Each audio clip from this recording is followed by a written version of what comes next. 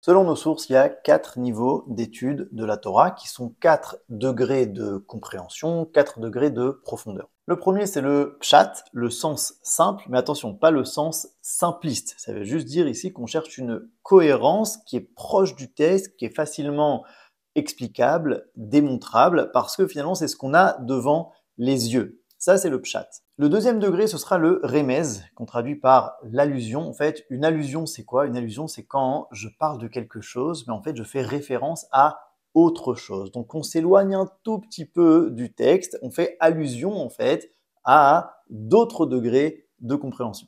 Le troisième niveau, c'est le drash. En hébreu, le mot lidrosh veut dire exiger. Donc en fait, ce sera une explication du texte, mais qui va prendre un petit peu de hauteur par rapport au texte et qui, en général, par des images, des allégories, vont nous enseigner des principes philosophiques ou de halakha à la base du texte, mais en prenant de la hauteur. Et le dernier degré, c'est le sod, qu'on traduit par le secret. Donc c'est les compréhensions à la fois les plus cachées, mais aussi les plus profondes, mais aussi en fait les plus vraies finalement. Parce que le mot sod est très proche du mot yesod, qui veut dire le fondement. Ça veut dire que c'est pas des compréhensions qui sont totalement perchées loin du texte. Au contraire, en fait, elles sont tellement intérieures qu'elles sont au fondement du texte, mais on ne peut les comprendre que si on a une certaine préparation et qu'on a enlevé en vérité les autres couches avant d'y arriver. Intéressant d'ailleurs que le mot pshat vient du mot lifshot en hébreu qui veut dire enlever, enlever un vêtement. Ça veut dire que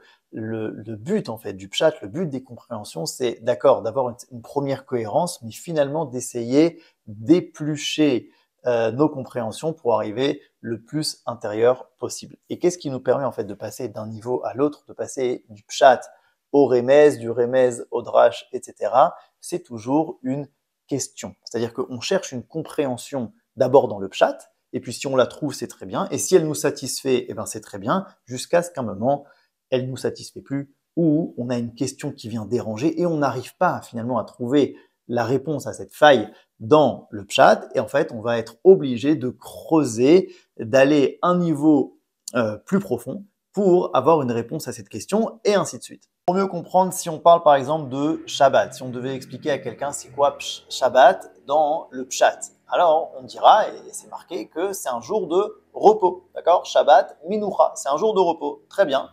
Mais si on creuse un petit peu, on va se dire, d'accord, mais si c'est un jour de repos, il y a beaucoup de choses que j'ai le droit de faire Shabbat qui ne sont pas du tout reposantes. Ou par exemple, pourquoi est-ce qu'on a instauré des prières beaucoup plus longues que la semaine si le but c'est seulement que je me repose. Et donc là, en fait, je suis face à une incompréhension, à une faille finalement dans mon sens pas shoot, et donc je vais devoir aller chercher un peu plus loin. Et donc on pourra dire que le Shabbat, c'est pas seulement un jour de repos, mais ça fait allusion aussi à un certain rapport au monde, par exemple. Puis le monde du Midrash nous racontera toutes sortes d'histoires qui vont m'aider à comprendre mieux et plus profondément cette réalité-là de Shabbat. Quand on étudie la Torah, en fait, on se nourrit, et quand on mange, ben, c'est important de goûter un petit peu à tout, mais pas dans n'importe quel ordre et pas dans n'importe quelle proportion. Le pshat, par exemple, il est comparé au pain, d'accord? Donc le pain, bah, c'est essentiel, c'est un petit peu la base du repas, ça rassasie, mais ça donne très soif, d'accord? Quelqu'un qui ne mange que du pain, c'est pas grave, il va vivre, mais il n'a pas forcément tous les aliments qu'il lui faut pour se développer comme il faut, et surtout, il n'y a pas beaucoup de goût. C'est pas très très sympathique, d'accord? Totalement à l'inverse, le sod, donc le dernier degré, donc la Torah de la Kabbalah, etc., est comparé à du vin. Donc le vin, ça peut être très positif si c'est au bon moment, c'est-à-dire que si c'est une fois qu'on est rassasié et on prend un verre de vin, alors ça va entre guillemets transcender tout ce repas, ça va le rendre beaucoup plus sympathique, avec beaucoup plus de goût, on va voir les choses de manière plus harmonieuse, etc. Donc ça peut être très positif. Par contre, si on prend que du vin, quelqu'un qui boit que du vin sans manger en étant totalement à jeun, donc ce vin ne va pas avoir une bonne influence sur lui, ça va être totalement destructeur à l'inverse. Donc c'est essentiel de comprendre que ces 4 niveaux sont totalement liés de manière organique. Et même si on s'occupe maintenant que du pshat, il faut savoir qu'il y a derrière en fait toutes sortes de profondeurs, même si je m'en occupe pas maintenant, même si je les connais pas, je suis conscient qu'elles existent. En fait, ça ressemble un petit peu à une personne, c'est-à-dire que même une personne, elle a entre guillemets un pshat, un remez, un drash et un sod. Ok, c'est quoi le pshat d'une personne que tu rencontres? Eh ben, c'est son aspect extérieur, d'accord? Son corps, ce que tu vois à l'extérieur, voilà, c'est son pshat.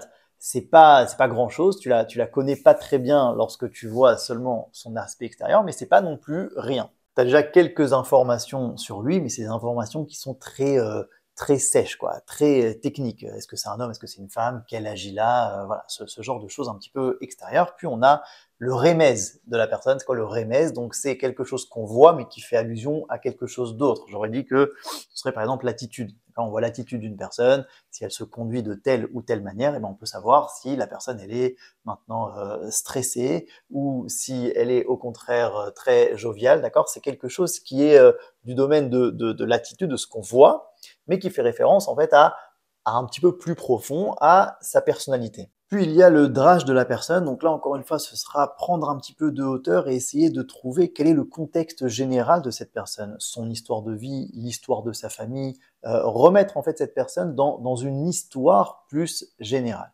Puis le sod de la personne, c'est ce qu'on appellera son âme, sa neshama, donc son aspect finalement le plus vrai, le plus profond, mais le plus invisible en tout cas à premier abord. Et c'est essentiel de savoir quand on parle à une personne ou quand on étudie n'importe quel texte de Torah, que même si on va maintenant s'occuper seulement du premier sens, du sens simple, d'avoir une cohérence déjà dans ce qu'on voit, malgré tout, on sait qu'il y a derrière encore beaucoup de degrés, de niveaux, de profondeur à découvrir. Les initiales des 4 niveaux d'études qu'on a cités forment le mot pardes. D'accord? Pshat, remez, drash, sod, ça fait le mot pardes, et c'est pas par hasard, le mot pardes veut dire un verger, c'est-à-dire un jardin avec des arbres fruitiers. Donc en fait, l'étude de la Torah ressemble à une sorte de promenade dans un jardin avec des arbres fruitiers.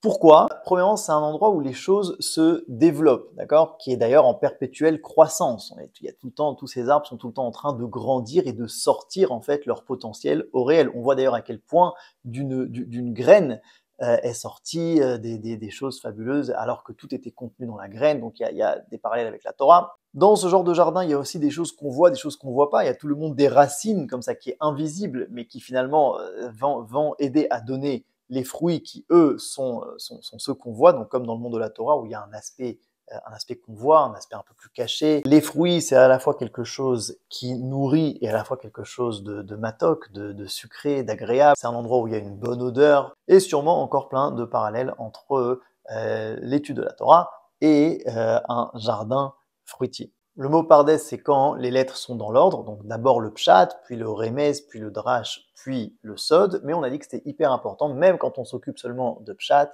de savoir, d'avoir conscience qu'il y a un degré de sod, de cachet, de profondeur, même dans le pshat que je suis en train de voir. Donc en fait, quelque part, peut-être que le sod serait en premier lieu. Et donc si on met le samer au début, en fait, ça fait le mot Sfarad. Et c'est pas seulement une blague, ça vient nous dire que avant d'étudier le pshat, je dois avoir conscience qu'il y a aussi des degrés plus profonds.